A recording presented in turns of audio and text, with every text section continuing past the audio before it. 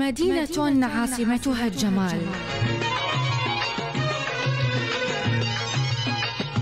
من حضارتها كان عنفوانها، من طيبة أهلها كان ألقها، بين أزقتها ولد علمها.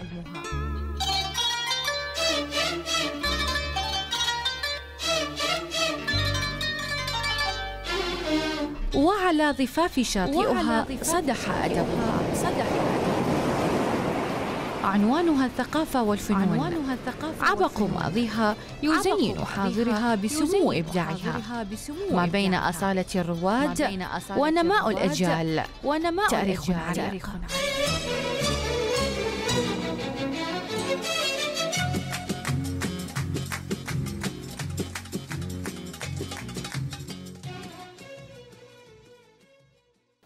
مرحبا أحبتي متابعي راديو شنعشيل، عودناكم بحلقات متعددة من برنامج سينوغرافيا ثقافية على أنه في كل حلقة يكون معنا ضيف مبدع من البصرة، من هذه المنطقة الجنوبية، من البصرة الفيحاء. ضيف حلقتنا لهذا اليوم الدكتور ناصر هاشم، دكتور في جامعة باب الزبير، كلية الفنون الجميلة في قسم الموسيقى. مرحبا دكتور. مرحبتين ست نور، شكرا جزيلا على التقديم جميل. شكرا لك وشكرا لحضورك. الله يحفظكم دكتور.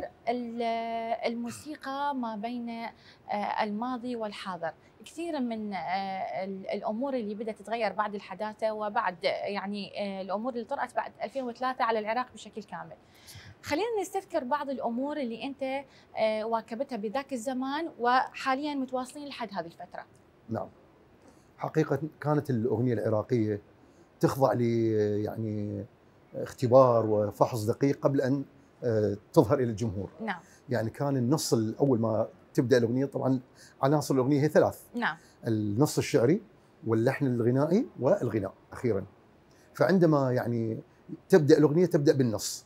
كانت هناك لجنه في اذاعه وتلفزيون بغداد، في التلفزيون العراق في بغداد، لجنه خاصه لفحص النصوص. نعم. مثلا الشاعر سين من الناس يكتب القصيده يسلمها الى الاذاعه. الاذاعه تعرضها على لجنه فحص النصوص. عندما يعني تتم الموافقه على النص، يعني النص من الناحيه الفنيه، الشعريه، الاجتماعيه، من كل الابواب يناقشون النص، يعتبر اذا كان سالم يعتبر النص مجاز، يكتب عليه نص مجاز. نعم. هنا ياتي دور الملحن.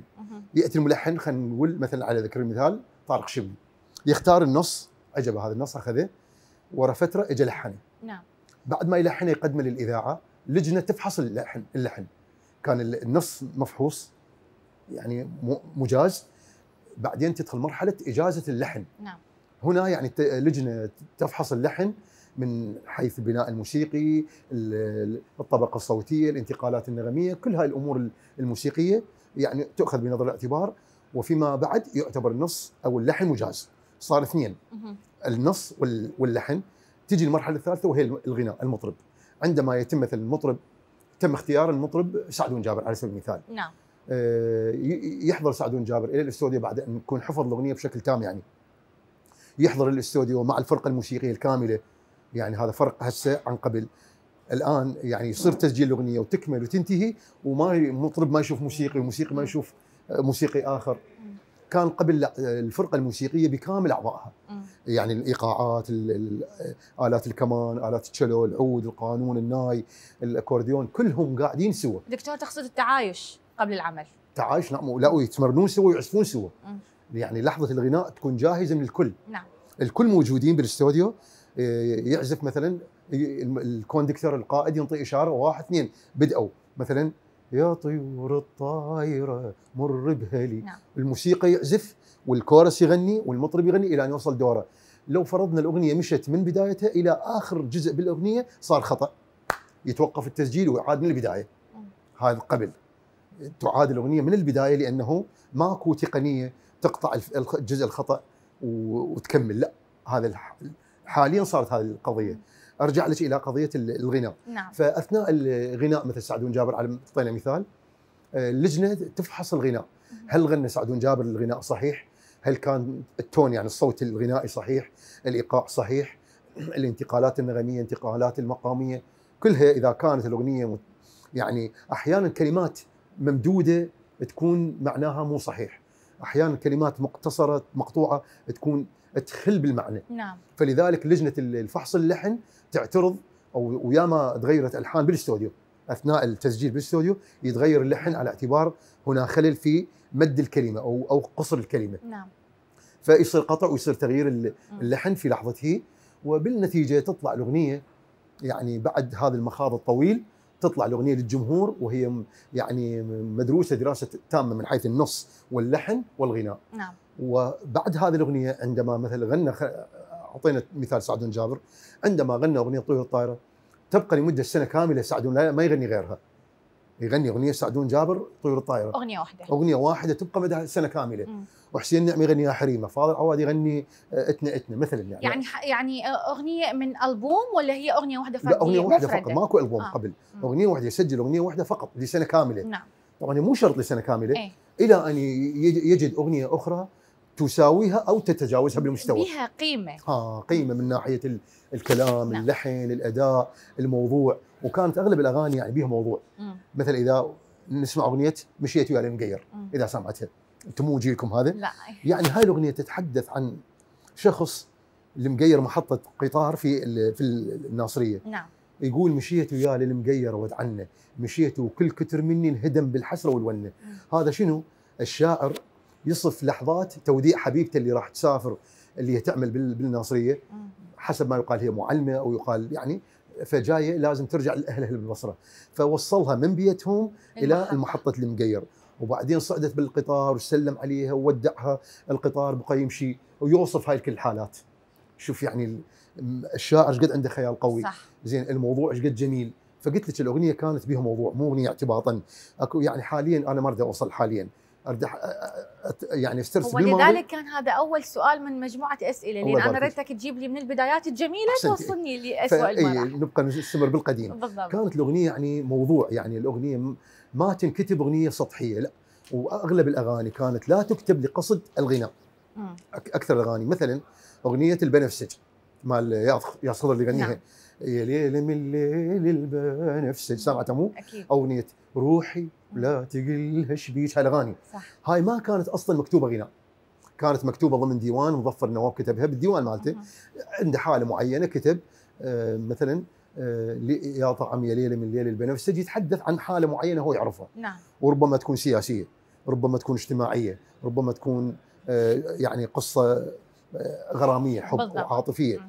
فعندما كتبها الشاعر لا يقصد بانها تغنى، ولكن الملحن المجتهد، الملحن الواعي، الملحن المثقف يعني ينتقي، كما يعني يذهب الانسان الى البحر يكتشف الجواهر، ايضا الملحن كذلك اكتشف جوهره النص فلحنه. عندما لحنه واتفق مع مطرب ان يغنيه، اتفاجئ مثلا الشاعر مظفر النواب ان قصيدته اللي كتبت قبل 10 سنوات او اكثر تم غناؤها من قبل ياس خضر، مثل اغنيه مثل ما ذكرنا الامثله البنفسج. نعم. فيعني مثل ما قلت لك الاغاني كانت من تطلع هي عباره عن مخاض للشاعر، مخاض للملحن، مخاض للمطرب. اما الجانب المادي من هذا الموضوع، يعني كان المطرب والملحن والشاعر ما يفكر من يكتب اغنيه او يلحنها او يغنيها ايش قد يربح ماديا. كان عنده هم، عنده رساله، عنده فكره يريد يرسلها للعالم فعلا. للناس. فتوصل الفكره. تدرين يعني اي اغنيه كانت من تطلع تصير هي زاد ثقافي للناس. كانت من طلعت اغنيتين نجمع ونجداده يعني اكثر من 100 مره بثت في اليوم.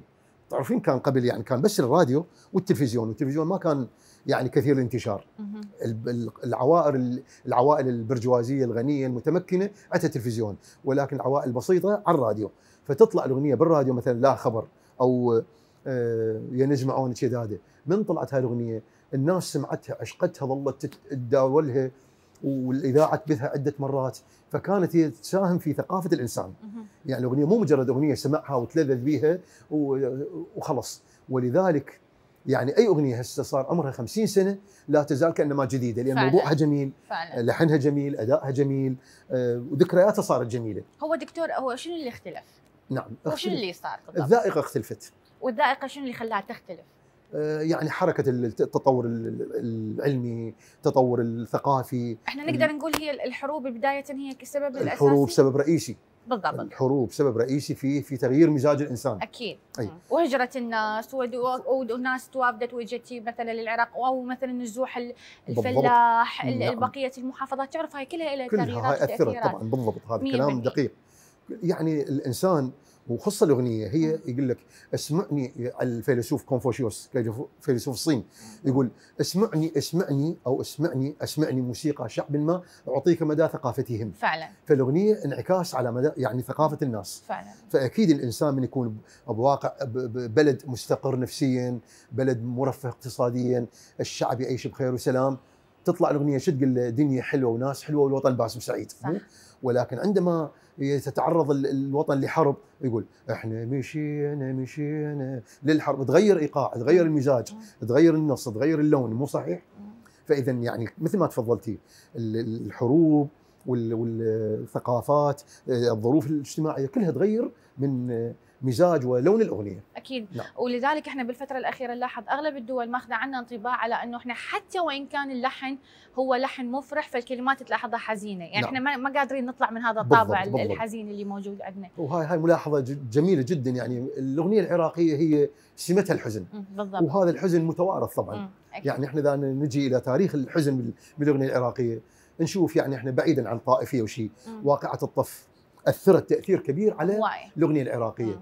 هسه اكثر الملحنين هم من كربلاء والنجف.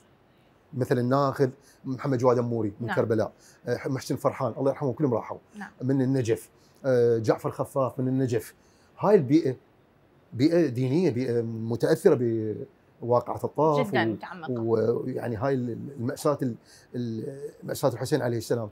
فالشعراء ايضا اكثرهم مثلا هادي العكايشي من النجف، مثلا زامل سعيد فتاح من الناصريه ايضا فهم يكتبون ايضا الاغاني فتتاثرون بها. فهذا كتب معاناه الاغنيه بها شجن. يعني مثلا اعطيك مثال واحده من الاغاني، عاشق وجيت امشي بحراره شوق وبظهريه، يا ما سحقت الشوك وبريسم صفر رجليه. شوف الوصف زين.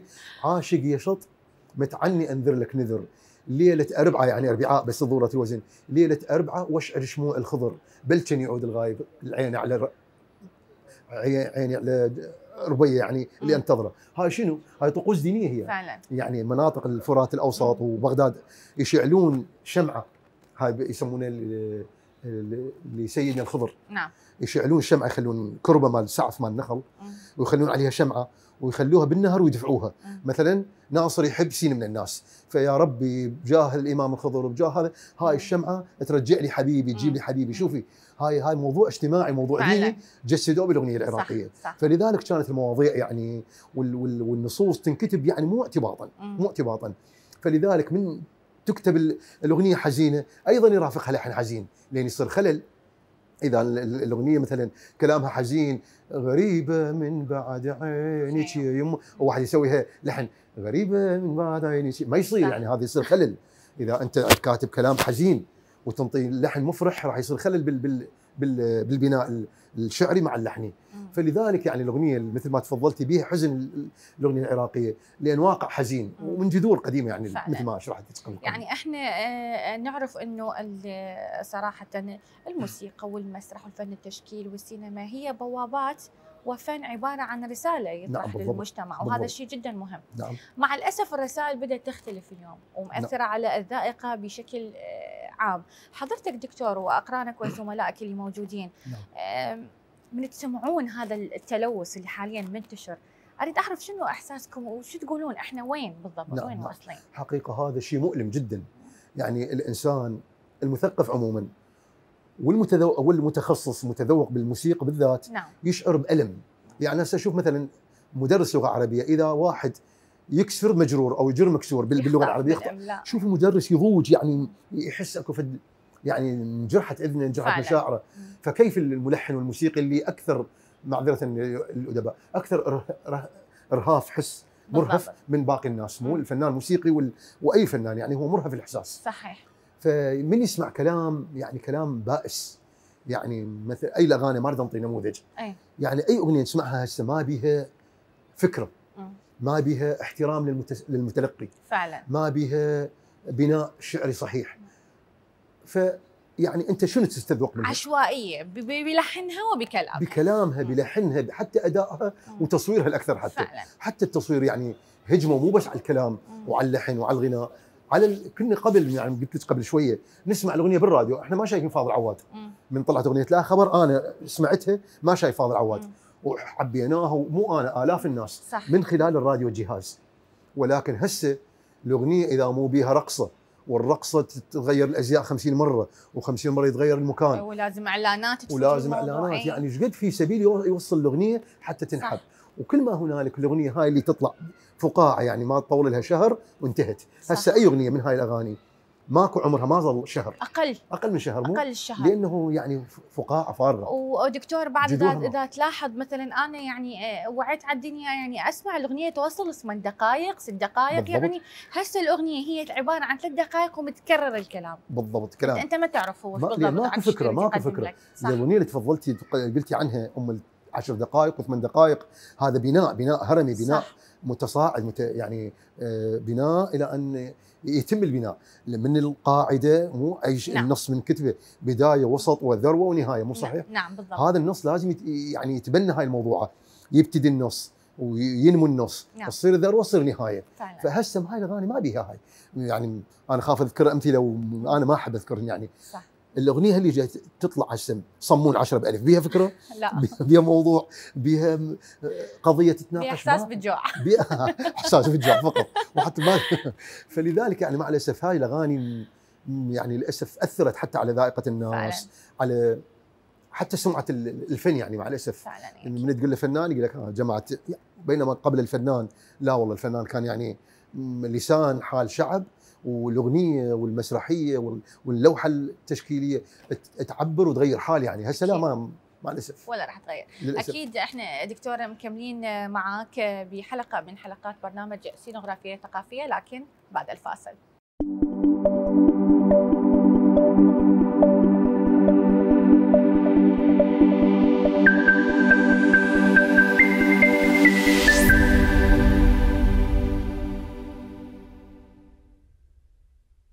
اهلا وسهلا من جديد متابعي راديو شناشيل وبرنامج سينوغرافيا ثقافيه، وهذه عوده مع الدكتور ناصر هاشم.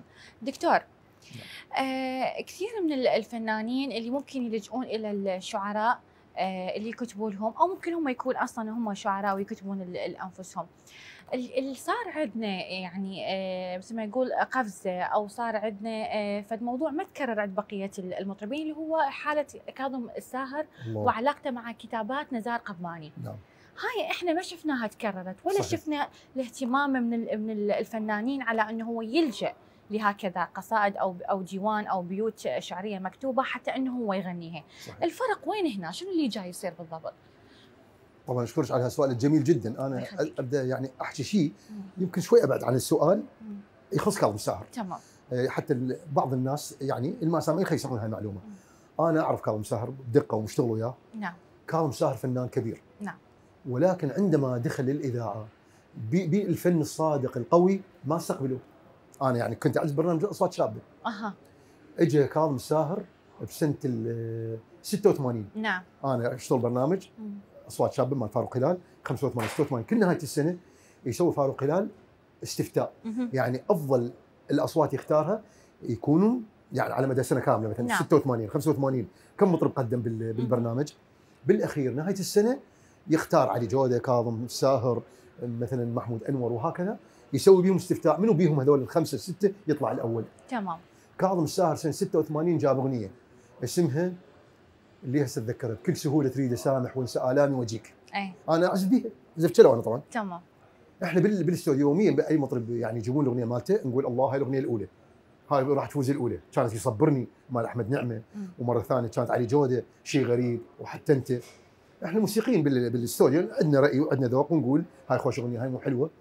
اجى كاظم الساهر جاب اغنيه جميله جدا اسمها بكل سهوله تتذكريها مو؟ يعني سامعتها انا. بكل سهوله تريد اسامح وانسى الامي واجيك. فد اغنيه جميله، فد لحن، فد شجن. احنا موسيقيين يعني هو كاظم بذكائه وامكانيته ملحن كل مقطع يختلف عن الاخر. المقطع الثالث اللي يقول به ليش من تتعب تجي واني هم محتار اشوفك بصعوبه اللحن. يعني حسينا الموسيقيين شويه بي مو سهوله، عزفناه مع كل الموسيقيين احنا. فاروق هلال قال سوى هيك لحظه عيني اقطع التسجيل شوفي، وقال فد كلمه يعني روحوا تعلموا تلحين وتعالوا على كاظم ساهر. يعني معناها الرفض اللحن الجميل اللي قدمه كاظم ساهر. اوكي، والى بعدين غير شيء وقدمه فيما بعد بشكل اخر، يعني مو بشكل اخر مغاير بس بطريقه يعني ابسط. يعني انه رفض عمدا؟ لا مو لان شافه لحن صعب، هذا القصد. يعني انا اريد اجيب لك القصائد، شوف اريد اوصل لك المعلومه. فكاظم يعني قدم هاي الاغنيه وقدم ثاني غيرها، يا شجره الزيتون انت يجي الغالي. ما الجمهور ما تفاعل وياه، ما حد ما استساغوها.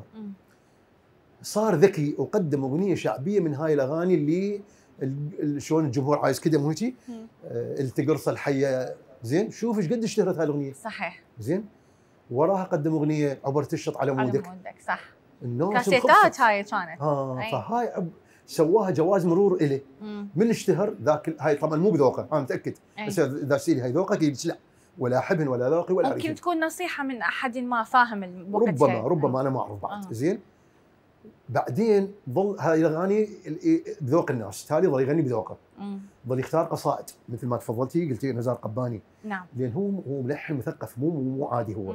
هو شاب، يعني انا عندي لقاءات وياه، ثقافه، اخلاق، مستوى علمي عالي، فلذلك من يختار بدقه. نعم. فاول ما كان تعاونه مع الشاعر العزيز الرسام اللي هاي الاغنيه بكل سهوله تريد اسامح وانسى الام وجيك، انا قاعد بالتسجيل اشوف واحد يبكي، ما اعرف من كنا نسجل هاي اغنيه برنامج وداع 86. نعم. اشوف واحد يبكي واحنا نسجل نعزف احنا وكاظم ساهر يغني، اشوف واحد قاعد يبكي. اثاري هذا الشاعر اللي اول مره تطلع اغنيته اللي هو عزيز الرسام، كان شاعر شفاف ومبدع، ولكن هم الاغنيه ما حد استقبلها، مو يعني مو بسهوله استقبلوها الناس. صحيح.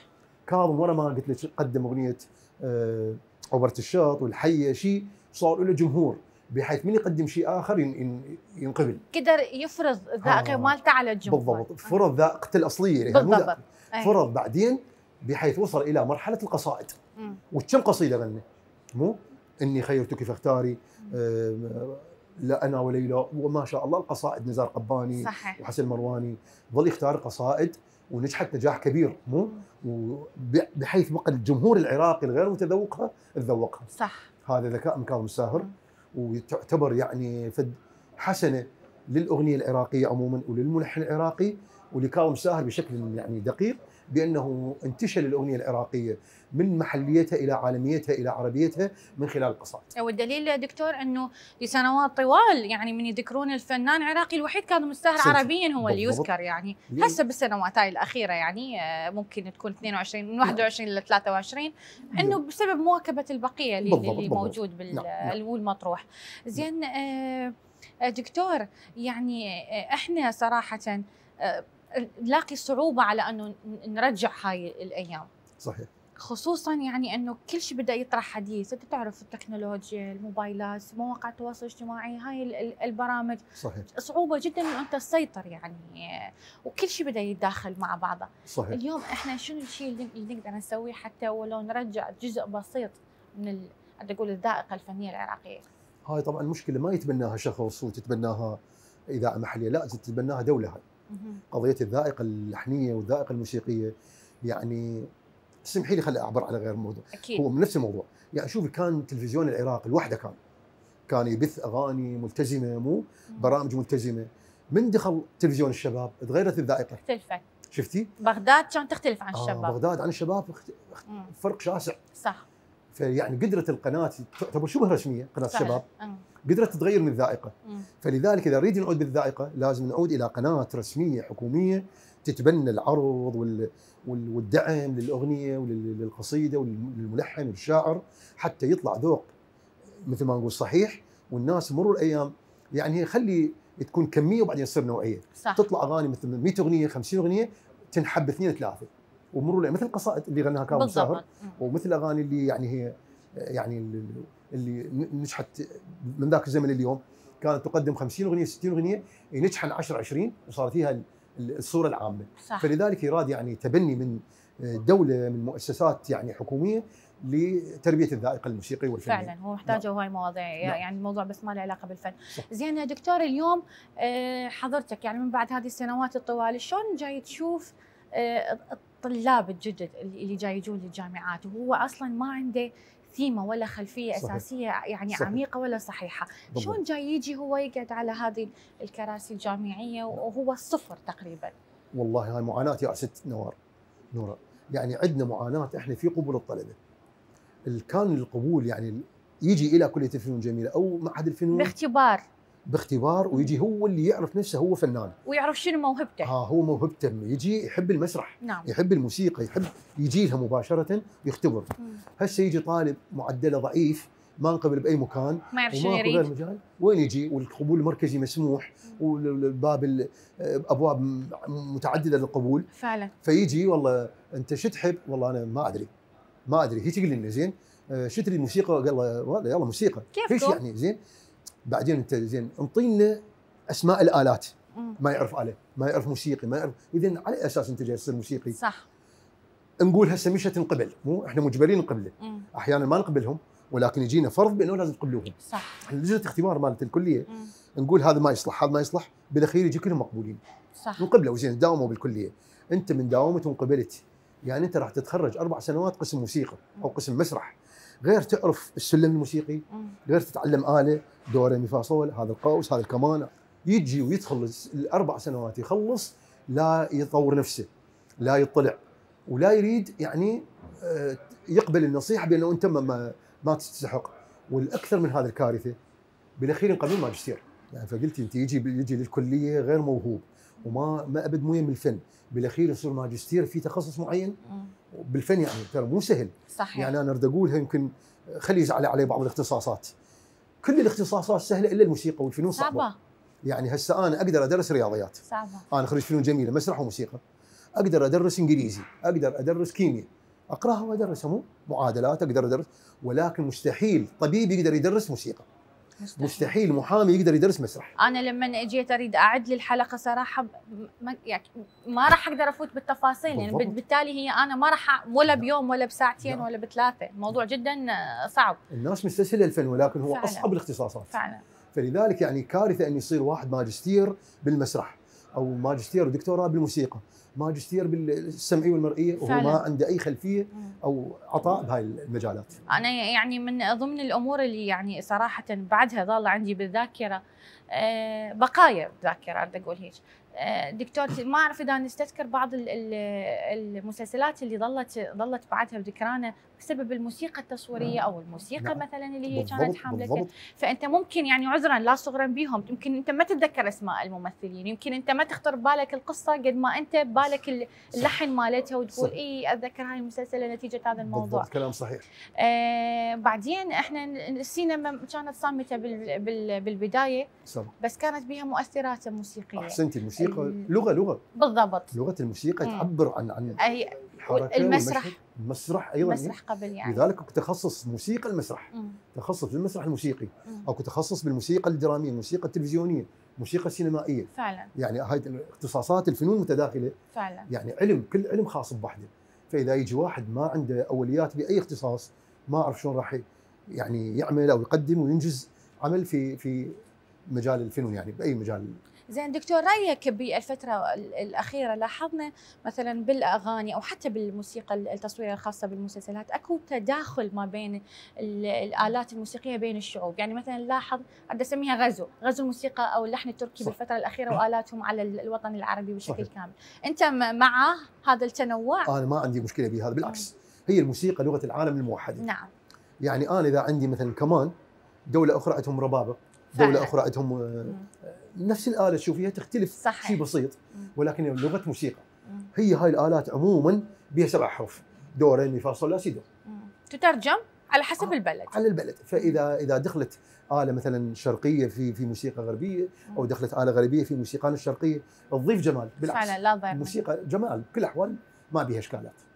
انا معها طبعا. لا اكيد 100%. زين دكتور، انا بس خليني اسال، اذا يعني الجامعه او تحس انه اكو احد من الموجودين من الدكاتره او المهتمين بالفتره الاخيره، انا بديت الاحظ على السوشيال ميديا انتشار دورات للاطفال وحتى للشباب، يعني اكو اهتمام نوعا ما، اكو بصيص امل. نعم. يعني حضرتك ما اعرف اذا يعني انه كنت معهم بتواصل مباشر او لا، يعني مهتم جدا بهالموضوع انا. تحكي لنا عنه شوي؟ هذا موضوع جدا مهم ومفرح. نعم. وانا احكي بالضبط عن الموسيقى بالضبط، اللي هي فرقه سيمفونيه الطفل، اذا سامعين بها. سامع بها اكيد وحاضرة. يعني هذا اعظم انجاز موسيقي بتاريخ البصره. نعم. من سنه 14 هجريه الى اليوم، هذا افضل انجاز. نعم.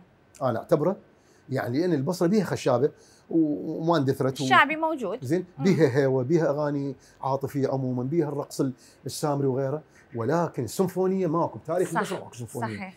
يعني حقيقه يشكرون الكادر اللي تبنى هاي القضيه، اللي هم من دكتور قيس، دكتور عدنان، دكتور علي قاسم، دكتور علي هاشم. هاي المجموعه اللي تعبت وناضلت من اجل ان تاسس هاي الفرقه وتنميها. هي كان اسمها موسيقى سيمفونيه الطفل. الان لا، صارت فرقه موسيقى سيمفونيه البصره. صحيح. ليش؟ لان كبروا. يعني صارهم اللي كان عمره 10 سنوات صار 14 15 سنه. فصاروا. انا حضرت لهم حفل قبل يومين، بالمناسبه انا داعم لهم بكل الانواع، بكل الاشكال. يعني مهم هذا الموضوع. الحمد لله. فقبل كم يوم يعني انا قاعد بالحفل اشوف طالب عزف كمان بشكل مبدع يعادل اي عازف بالسيمفونيه الالمانيه، السيمفونيه الالمانيه او الانجليزيه. فاذا به طالب مدرسه الموهوبين بسادس علمي او خامس ما شاء الله علمي، يعزف كمان بشكل مذهل. ابغى اشوف بنيه تعزف تشيلو. هاي التشيلو آلة نادره. صح، صعبه وثقيله بالعراق. فكيف بالبصره؟ صح. وكيف بالسيمفونيه؟ فالبنيه تعزف تشيلو بشكل راقي. زين، اتذكر اسمها شمائل، هيك اسمها شمائل. اكيد عجبتني. قلت لهم خلصت، قلت له بابا انت فرحتيني، لان هاي الاله نادره ونبيها 2 3 صح صغار. صح. قلت لهم اذا عزفتوا هاي الاله راح شلون تكون كنز ما حد لا ما يحصى. فعلا هاي الاله ثمينه، مو ثمينه بسعرها، بعطائها، بقيمتها، وبعدين حتى ماديا هي مهمه. صح. بعدين راح تصير عازف بالسيمفونيه. هاي ايش قد ما تطلب مبلغ يطلبها. اكيد اكيد. هاي الجمله اذا حبوا الماديات. عموما يعني هاي فرقه سيمفونيه الطفل او موسيقى يعني اوركسترا البصره، يعني انجاز كبير. يعني الله يبارك بكل من فكر وخطط ونفذ ومارس تطوير هاي فعلا. وانا صراحه يعني انوه على شغله جدا مهمه، يعني لا صغرا بالدكاتره وكل المهتمين ولا حتى بالطلاب. انا يعني جدا يعني اشكر الاهالي. احسنتي. اللي تابعوا اولادهم واللي نموا هاي الموهبه ومستمرين ومتحملين. اكيد احسنتي. يعني يلاقون صعوبه يوديه ويجيبه او مبالغ ماليه، وتلقى حتى الاقارب والجيران وش راح يصير. هاي اكيد انتقادات موجوده. لا، انا شفت عوائل مثقفه. تحيه للاهالي المثقفه. شفت فعلا عوائل مثقفه تدعم الفرقه، يعني بيهم يجيب جهاز تبريد مثل مقاعد خطي ايجار. صحيح. هذا يجيب تبريد، هذا يجيب، يعني ما نحب هاي الاسرار الناس تعرفها فعلا. ولكن اكو دعم كبير من العوائل، وهم ما شاء الله كل مثقفين، اكثرهم اساتذه جامعات ومدرسين ومدرسات وعوائل مثقفين بالنفط وبغير مكان، جايبين اولادهم حتى يتعلمون الموسيقى، وهذا شيء مفرح جدا. دكتور ناصر، يعني بختام حلقتنا رساله توجهها لي، قول الجيل الجديد. الجيل الجديد والله يعني الجيل الجديد هذا عاش مرحله تختلف عننا تماما. نعم. احنا جيل عشنا لا عندنا نقالات، لا عندنا هاي تواصل اجتماعي اللي مثل ما اقول العالم قريه صغيره. فعلا. اتمنى ان يستفادوا من هذا التطور الموجود، هاي الحاله. وحتى الوضع الاقتصادي الان مرفه. الان اي شاب عراقي، اي طفل متمكن، عنده سياره، عنده مبلغ، موبايل، عنده يقدر يشتري اي كتاب. صحيح. احنا كنا نعاني في سبيل نشتري دفتر مو كتاب. صح. الدفتر نكتب به. كانت معاناه نشتري دفتر وبالمية اللي يزود من الدفتر مال سنه ونشققه ونخيط اوراقه مال سنتين ونسوي دفتر. هسه اولادنا يعني هم الله يديم علينا النعمه على العراق عموما. احنا هسه حاليا في نعمه اقتصاديه، نعمه علميه، المصادر متوفره. اتمنى يعني كل واحد يستفيد من هاي النعمه، من يطور نفسه، اذا كان رياضي يلتجئ للرياضه، يلتجئ الى يقرأ بالرياضة ويسمع ويشوف ويستفيد من إمكانيات الرياضة والإمكانيات المتوفرة. فنان يستفيد من الأمور الفنية، يحب الأدب والثقافة والقراءات والرواية والشعر، يقرأ ويتطور نفسه، كل شيء متوفر حاليا فعلا. فأتمنى هذا البلد اللي هو بلد الحضارات، يعني من تقول العراق هو أول بلد بالعالم فعلا، أقدم حضارة بالعالم، مو حضارات بالعالم، صح. نورنا وخيرنا يشع على العالم كله. فنتمنى هذا الجيل يتمسك بهاي القيم اللي عندنا وهذا الخير عندنا وهاي الثقافة ويستمر، لأن احنا قبلهم وصلنا رسالتنا للعالم، نريد هم يواصلون رسالتهم وينطون العلم اللي عندهم والخير اللي بالعراق من كل الأبواب، خير العلمي والثقافي والاقتصادي للعالم كله. ضروري جدا. شكرا جزيلا دكتور لكم الشكر لتواجدك معنا. متابعي راديو شناشيل، وصلنا في هذا الوقت إلى ختام برنامج سينوغرافيا ثقافية، فانتظرونا بحلقة جديدة إن شاء الله. مع السلامة. مدينة عاصمتها الجمال، من حضارتها كان عنفوانها، من طيبة أهلها كان ألقها، بين أزقتها ولد علمها.